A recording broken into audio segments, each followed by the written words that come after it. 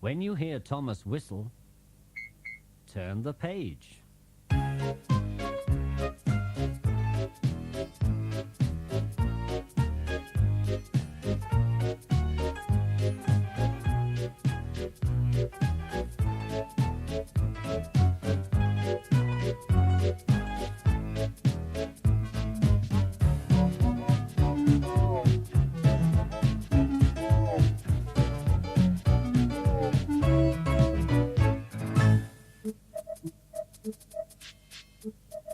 Saved from scrap.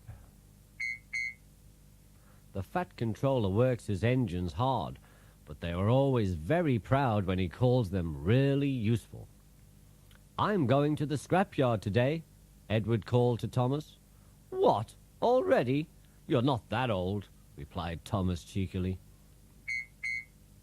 The scrapyard is full of rusty old cars and machinery. They are brought to the yard to be broken into pieces and loaded into trucks. Then Edward pulls them to the steelworks where they are melted down and used again. One day, when Edward arrived in the yard, there was a surprise waiting for him. It was a traction engine. "Hello," said Edward. "You're not broken and rusty. What are you doing here?"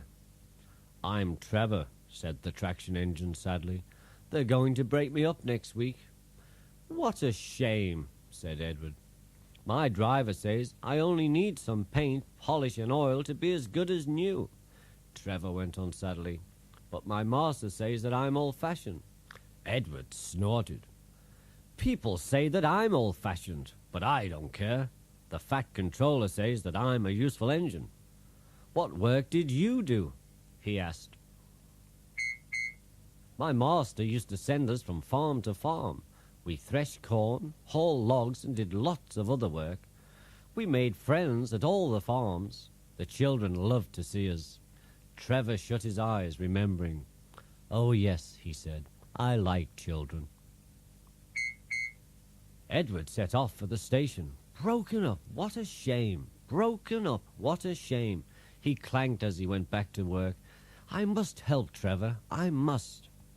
He thought of all his friends who liked engines, but strangely none of them would have room for a traction engine at home. "It's a shame, it's a shame," Edward hissed as he went over the viaduct. Then he brought his coaches to the station. "Peep, peep," he whistled. "Why didn't I think of him before?" There, on the platform, was the very person. "Hello, Edward, you look upset," said the man.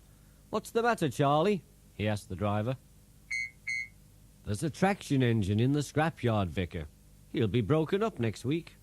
Jem Cole says that he never drove a better engine." "Do save him, sir. He saws wood and gives children rides," said Edward. "We'll see," replied the vicar. "Jem Cole came on Saturday. The Reverend is coming to see you, Trevor. Maybe he'll buy you." "Do you think he will?" asked Trevor hopefully. "He will when I've lit your fire and cleaned you up," said Jem.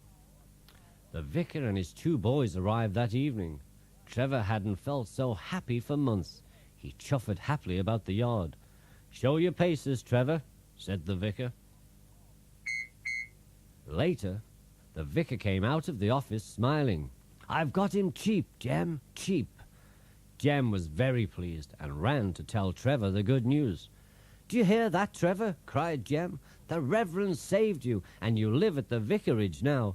"Peep, peep," whistled Trevor happily. Now Trevor's home is in the vicarage orchard, and he sees Edward every day. His paint is spotless, and his brass shines like gold. Trevor likes his work, but his happiest day is the church fete. Then, with a wooden seat bolted to his bunker, he chuffers round the orchard giving rides to children. Long afterwards, you will see him shut his eyes, remembering. "I like children," he whispers happily.